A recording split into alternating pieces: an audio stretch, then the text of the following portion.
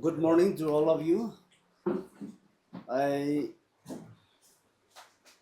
want to have some programs, and then our working president we have discussed, and we thought that will be better if we can share with our media family members. Our especially the DISHA committee. The DISHA committee, it is District Development Coordination and Monitoring Committee. The DISHA committee, we are going to launch the separate meetings in all the districts. And initially, we have decided to visit 6, 7 districts, starting from parent. Now, this DISHA committee, this is a committee where the mainly to coordinate the programs of the government of India. So the committee, DISHA committee, will going to monitor the centrally sponsored schemes, which is provided by the union government to the state government. So the committee has, we have set up the committees. From our side also, we have nominated 4 members each in all the districts. Along with that, as per the ministry guidelines, we were supposed to nominate some village council chairmen, 2 to 3 council chairmen. But with the consultations of the deputy commissioners of the respective districts, we thought that better it should be the rotation basis among the village council chairmen. So since we are going to have a first round of meetings starting from the 9th July, the DC, who happens to be the member secretary, he will see that the chairman can be coordinated. The power of this committee, DISHA committee, is to see that proper implementations, number one, and to check that no diversions of funds, and any of the projects which is not supposed to be implemented and unauthorized places also has to be checked.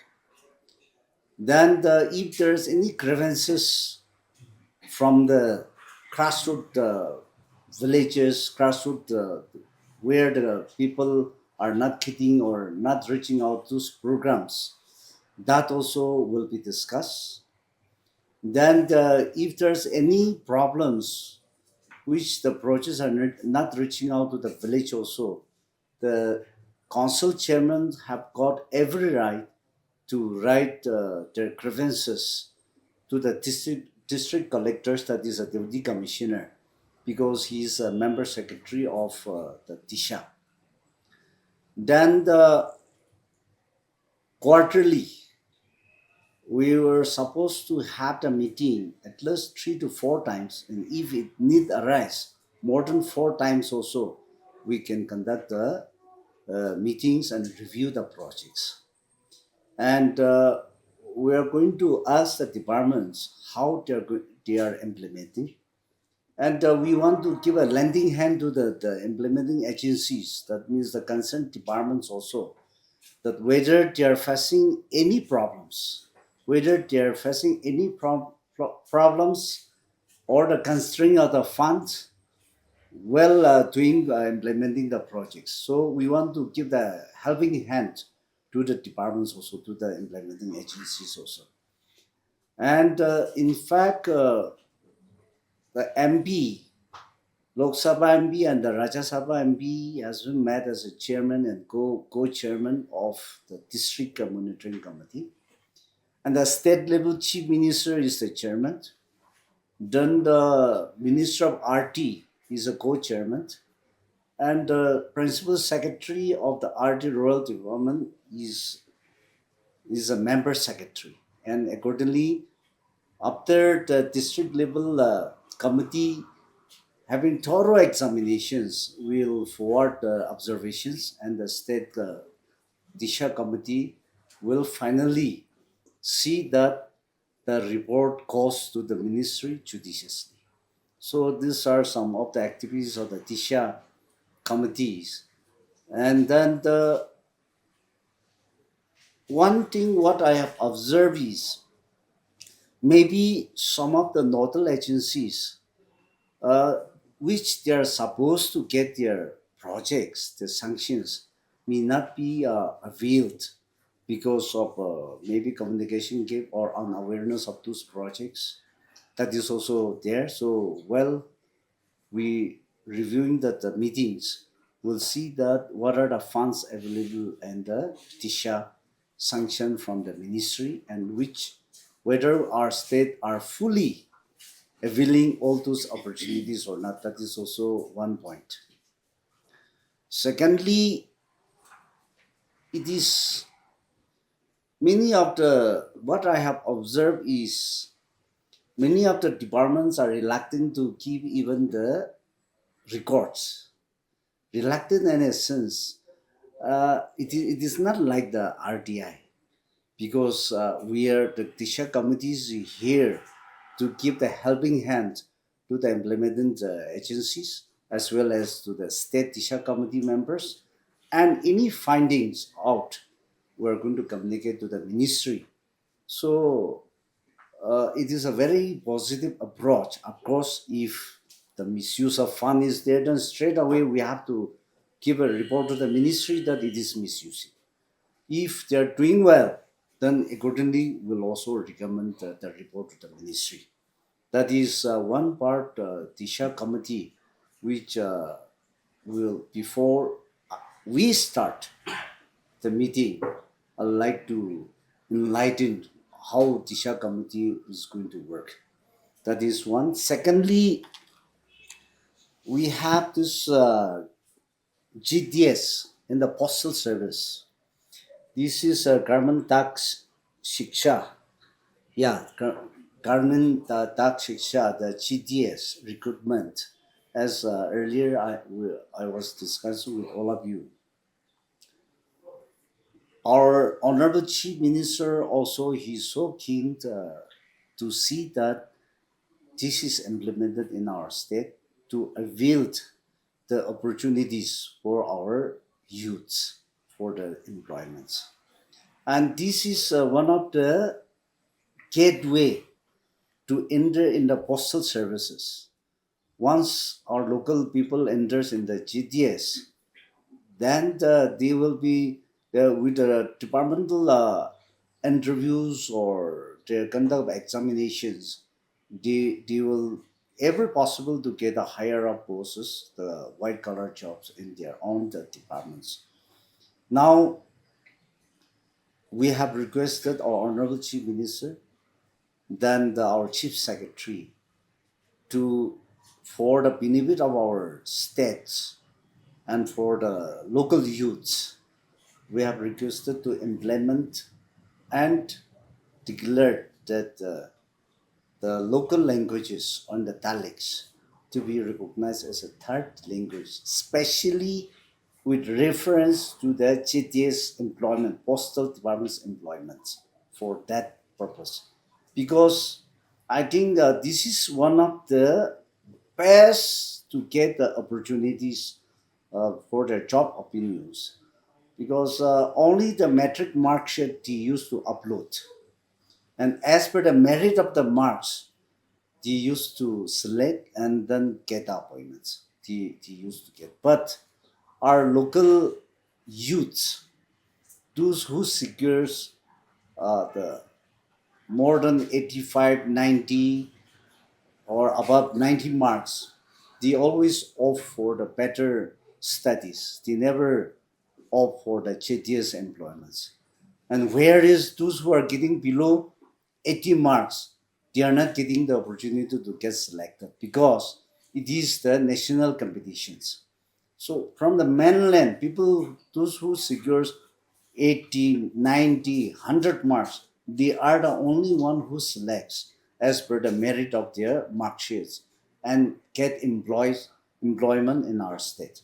So once the third language is recognized by our state government, then that will be one of the criteria for the employment of these GTs in our state. So we have requested the government of Nagaland, chief secretary, the chief minister, they are also interested, and then they are giving the first effort to declare at the earliest. So we are hoping that they were going to give us the good results as early as possible. That is one. And thirdly, it is not a controversial thing since our working president, he's one of the senior advocate, he's here. He also will highlight about this. About Article 3, 371A. The sender has whatever the provisions the Act implements in the Parliament. We have given the full protections that any act which passed in the parliament cannot be implemented until unless the state government, the state legislative assemblies reviews and accepts. So that has guarantee. We got a guarantee of the protections of the rights of the landowners, as well as those culture, traditions, customs, and land and its resources. So we are totally protected. We have every right. Landowner have got every right. The citizens of the Nagas have got every right of our religion, tradition, and culture. Now, having this provisions, under this provisions of Article 371A,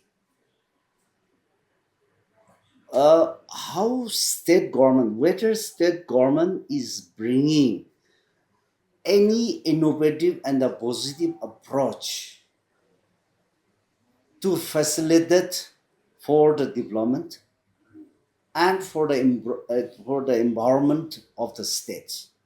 And I think having the act, simply having the protection of act, if we just keep like this, the outcome of that act may not be will not get the fruits of that act. Similarly, landowner have got its own rights. Now, land in this act, landowner has to come forward to participate.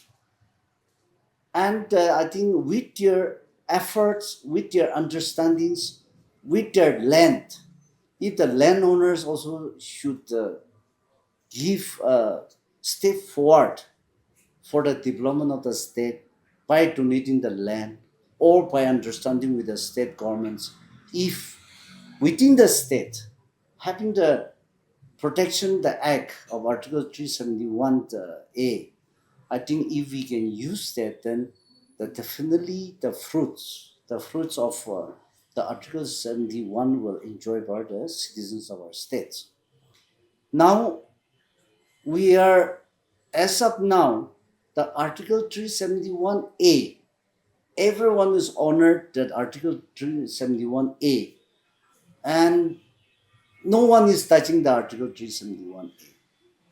Now, everyone is scared that if we touch this Article 371, the government of India may act like Article 370 of Jammu and Kashmir if they delete away the articles. That also people have, so they don't want any control. But we have the total protections giving the act is already passed.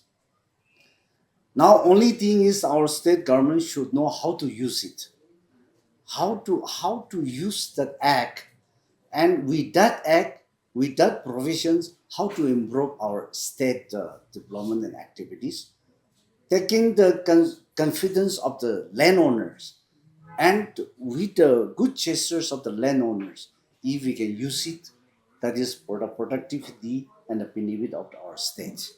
Then our rights also will be there. Our this land and resources also will come within us. Then tradition and custom and religion, that those are all automatic. So I think that is another one where I'd like to mention. I think Article 371A, our advocate and highlight further how to use it positively. It will depends on the question. Okay, so that is one. Since our member is then thirdly, we always used to think, and people used to say that we have a mandate, and that mandate everyone have got to keep a mandate, and to keep a mandate, we have a single precious vote, where with that vote we used to give the mandate to the government to make as a lawmaker of the state for the welfare of our state. Now, all of us, we all are the voters. And why it is a precious vote? Because this is going to give the mandate to make the law in the state, to rule in the state. Now, after giving the mandate, if our people, if the Nagas, if the voters start going against the government, which we all have given the mandate to that government to roll, to make rules, and to maintain the law and orders in the state. If we feel regret of what we misuse the precious vote, I think the first mistake is the voters, where we have to know that before we go against the state government. Now, we should not have the attitude, since we have given the mandate for the one tenure, the voters should be one of the agents to guide the state government, then to see that they implemented properly. And within their tenure, if they are not doing well, if they are not delivering the justice to the people, then still you have that mandate in your hand, with all those precious vote with you. So the next round of election is coming, and that will be 2028.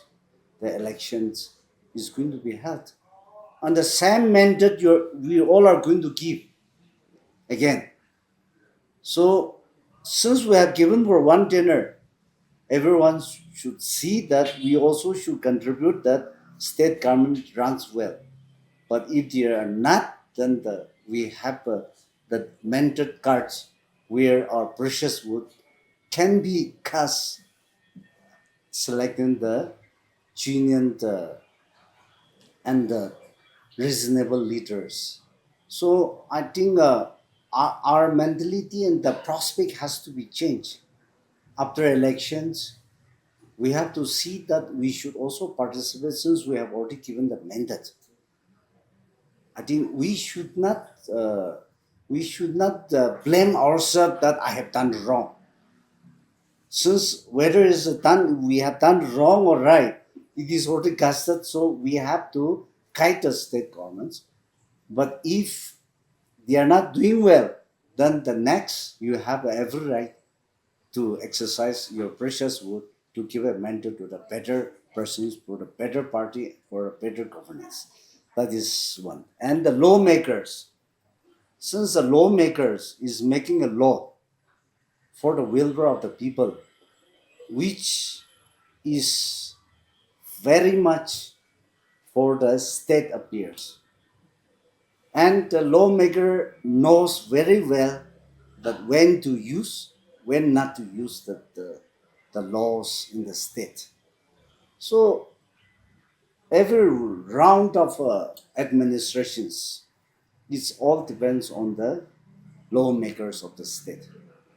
So, knowing all that, our precious vote, our mandate has to be exercised in a proper way where, with your participation, with my participations, if we can do something good gestures or implement good for our states, I think that will carry the meaning. So that is one part, and then the remaining were the platform given to our media friends. Regarding the DISHA committee, Yes, we need to look into the NG scheme because there has been report of a lot the fund being misused, yes. especially by the village councils. And the RT department itself, we have designated 9 projects, which comes Minika and all this housing for all, and then the do some schemes also there. So definitely we're going to review that. Uh, but to bring up the justice, whether it's implemented in the grassroots level or not, the VDP secretaries and the village council members has to be alerted, and if they can help our committee members, then only the proper will know the proper implementation whether they're doing or not. That is the Yes, thing. since the funds are done through direct benefit transfer, so it seems the funds are being diverted. Those beneficiaries have to return some amount of money to the village council. So I don't think that's the proper way to function. So if the department, if the committee can look into the issue, especially the issue has been raised by Pevima Village Council Yes. recently. So In fact, if this such kind of practices is there, then the money which are coming is for the people, and then the those who have got the cards, they are mandatory to get. So if that kind of practice is there, before dole out the percentage return back to the agencies, if they can reach us, if they can give the complaint to the DC or to the DISHA committee, and I'll be heading the as a chairman of the all the districts. So if they can reach out to us about those complaints before deduction, once after deduction, if the shouts also, the process is already done. But before they submit, return back the money, because money is coming in the individual accounts. So before tolling out the money, if they can put a report, then from there we can sort it out. But after finishing all the process, if they shouts, then the matter ends up there. So I think the beneficiaries should know. so will the committee be also to uh, compel the departments to put out all the schemes available? Because as you have mentioned, there are already nine, even nine. I think that's on the lower side, even in Yes. RD department. Yeah. So people are not aware of the kind of schemes that are available. It's only the bureaucrats who keep on swindling the funds. So can it be made mandatory that all the departments put up a list of schemes available and the criteria required to avail those Yes. to make it more transparent? True. See, even the I have a very doubt that the departments are not availing some of the projects, because every departments they are, I think, as per the list out, 9, 10, 11 schemes are there. And when we went, our staffs went and asking about what are the projects they are implementing. We have given the head of the schemes also, but many of the departments are saying that they are not getting that fund. But until unless the department applies, it will not come directly. Because the schemes are there, the department has to apply. So that is there. It is now donors, then the NAC, all those will drop in this. So definitely we are going to take up all the matters very seriously. So what will be the jurisdiction of this DISHA committee and how far you can go about checking on the implementation? as per the guidelines, the committee has empowered to summon the departments also, and we have right to visit the spot, the project implementation project also, and accordingly, along with all the photographs, I think one by one we can summon the departments which are not doing well, and the defaulters we have to immediately report to the state DISHA committee as well as to the ministry. So it's about just reporting only. The DISHA committee cannot initiate any punitive actions. or Within 30 minutes, within 30 days, they have to implement and complete the reports. Once we detect the low falls, or once they are not doing well, the implementing agencies, we have to give 30 days to the departments to complete the process completely. This committee has been there, and it's been after your elections. Have you held any such meetings or not? No, I think the first time will start from 9 July only. So why was this committee necessary in the first place? This is because see, we have so many state projects are also there, but many of the central projects which the schemes are coming into our state are the beneficiaries are or the people are not aware of what are the projects is going on.